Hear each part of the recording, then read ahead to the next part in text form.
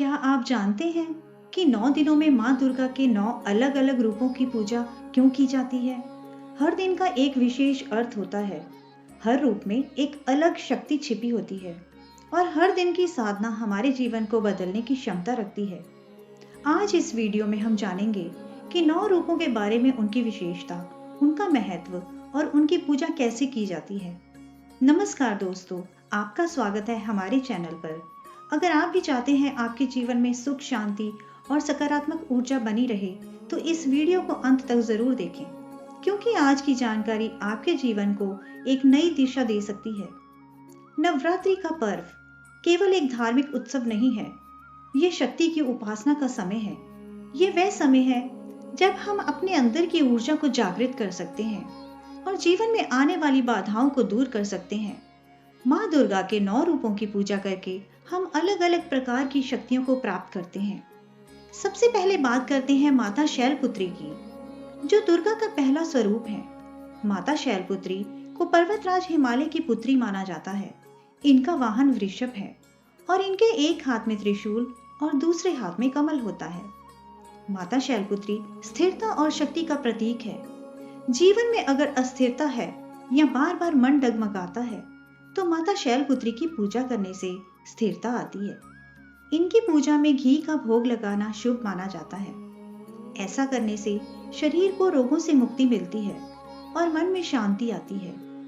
अब बात करते हैं माता ब्रह्मचारिणी की, जो नव दुर्गा का दूसरा स्वरूप है। यह तप और संयम की देवी मानी जाती है। माता ब्रह्मचारिणी ने भगवान शिव को पाने के लिए कठोर तप किया था, इसलिए इन्हें साधना और त्याग की देवी कहा जाता है। जीवन में सफलता पाने के लिए धैर्य और संयम बहुत जरूरी होता है और यह शक्ति माता ब्रह्मचारिणी की पूजा से प्राप्त होती है। इनकी पूजा में शक्कर और पंचामृत का भोग लगाया जाता है। इससे जीवन में मधुरता आती है और कठिन परिस्थितियों में भी मन शांत रहता है। तीसरे दिन माता चंद्रघंटा की पूजा की जाती है। इनके मस्तक पर अर्धचंद्र होता है, जो घंटी के आकार का दिखाई देता है, इसलिए इन्हें चंद्रघंटा कहा जाता है। यह स्वरूप बहुत ही शक्तिशाली और वीरता का प्रतीक है। माता चंद्रघंटा अपने भक्तों के भय को दूर करती हैं और उन्हें साहस प्रदान करती हैं। अगर आपके जीवन में डर या नकारात्मकता है, तो माता चंद्रघंटा की पूजा करना बहुत लाभदायक माना जाता है। इनकी पूजा में दूध और खीर का भोग अर्पित किया जाता है, जिससे मन को शांति मिलती है। चौथे दिन माता कूष्मांडा की पूजा होती है। ऐसा माना जाता है कि जब सृष्टि नहीं थी, तब माता कूष्मांडा ने अपनी मुस्कान से इस ब्रह्मांड की रचना की थी, इसलिए इन्हें सृष्टि की आदि शक्ति कहा जाता है। माता कूष्मांडा ऊर्जा और प्रकाश का स्रोत हैं। इनकी पूजा करने से शरीर में ऊर्जा आती है और स्वास्थ्य अच्छा रहता है। जीवन में अगर आलस्य या कमजोरी है, तो माता कूष्मांडा की आराधना करनी चाहिए। इन्हें मालपुए का भोग बहुत प्रिय है। पांचवें दिन माता स्कंद माता की पूजा की जाती है। यह भगवान कार्तिकेय की माता है और अपने भक्तों को संतान सुख प्रदान करती हैं। माता स्कंद माता का स्वरूप बहुत ही शांत और करुणामय होता है। इनकी गोद में बाल रूप में भगवान स्कंद विराजमान रहते हैं। इनकी पूजा करने से परिवार में सुख शांति बनी रहती है और बच्चों का कल्याण होता है। माता स्कंद माता को केले का भोग अर्पित करना शुभ माना जाता है। छठे दिन माता कात्यायनी की पूजा की जाती है। ये देवी अत्यंत शक्तिशाली हैं और दानवों का नाश करने वाली मानी जाती हैं। माता कात्यायनी का जन्म ऋषि कात्यायन के यहाँ हुआ था, इसलिए इनका नाम कात्यायनी पड़ा। यह देवी विशेष रूप से विवाह में आने वाली बाधाओं को दूर करती हैं और जीवन में प्रेम और संबंधों को मजबूत बनाती हैं। माता कात्यायनी की पूजा में शहद का भोग लगाया जाता है, जिससे जीवन में मधुरता आती है। सातवें दिन माता कालरात्रि की पूजा की जाती है। यह नव दुर्गा का सबसे उग्र और शक्तिशाली रूप माना जाता है। माता कालरात्रि का स्वरूप भयानक है, लेकिन यह अपने भक्तों के लिए अत्यंत शुभ फल देने वाली है। ये सभी प्रकार की बुरी शक्तियों और नकारात्मक ऊर्जा का नाश करती हैं। अगर जीवन में कोई डर या बाधा हो, तो माता कालरात्रि की पूजा करने से वह दूर हो जाती है। इनकी पूजा में गुड़ का भोग अर्पित किया जाता है। आठवां दिन माता महागौरी की पूजा की जाती है।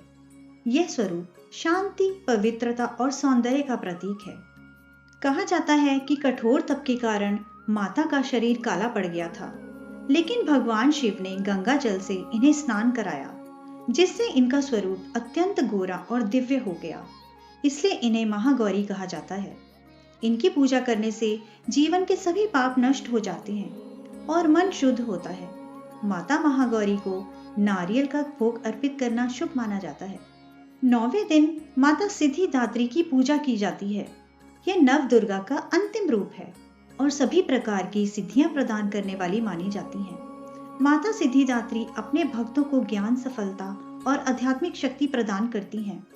जो व्यक्ति सच्चे मन से इनकी पूजा करता है, उसके जीवन में सफलता के द्वार खुल जाते हैं। इनकी पूजा में तिल और मिठाई का भोग लगाया जाता है। अब बात करते हैं नवरात्रि के महत्व की। नवरात्रि केवल देवी पूजा का पर्व नहीं है, बल्कि यह आत्मशुद्धि का समय है। इन 9 दिनों में व्यक्ति अपने मन को शुद्ध करता है, अपने विचारों को सकारात्मक बनाता है और अपने जीवन में अनुशासन लाता है।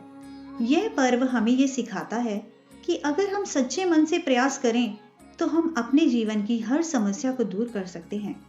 नवरात्रि के दौरान उपवास रखने का भी विशेष महत्व है।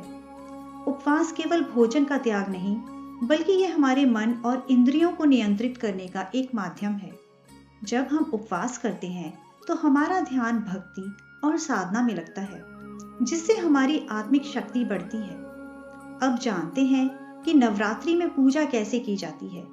सबसे पहले सुबह जल्दी उठकर स्नान करें और साफ कपड़े पहनें। इसके बाद घर में एक पवित्र स्थान पर कलश स्थापित करें। कलश में जल भरें और उसके ऊपर नारियल रखें। इसके बाद माता दुर्गा की प्रतिमा या तस्वीर स्थापित करें। फिर दीपक जलाएं और माता का ध्यान करें। पूजा के दौरान फूल, फल और प्रसाद अर्पित करें और दुर्गा चालीसा या माता की आरती करें। ध्यान रखें कि पूजा करते समय आपका मन शांत और एकाग्र होना चाहिए, क्योंकि सच्ची भक्ति वही है जो दिल से की जाए। नवरात्रि के इन 9 दिनों में अगर हम सच्चे मन से माता की पूजा करें तो हमारे जीवन में सकारात्मक बदलाव आ सकते हैं। हमारी परेशानियां दूर हो सकती हैं और हमें मानसिक शांति मिल सकती है। अंत में यही कहना चाहेंगे कि माता के 9 रूप केवल पूजा का विषय नहीं, बल्कि ये हमारे जीवन के अलग अलग पहलुओं का प्रतीक है। हर रूप हमें एक नई सीख देता है और हमें जीवन में आगे बढ़ने की प्रेरणा देता है। अगर आपको ये जानकारी पसंद आई हो तो इस वीडियो को लाइक करें, शेयर करें और चैनल को सब्सक्राइब करना ना भूलें। कमेंट में जरूर लिखें। जय माता दी। धन्यवाद।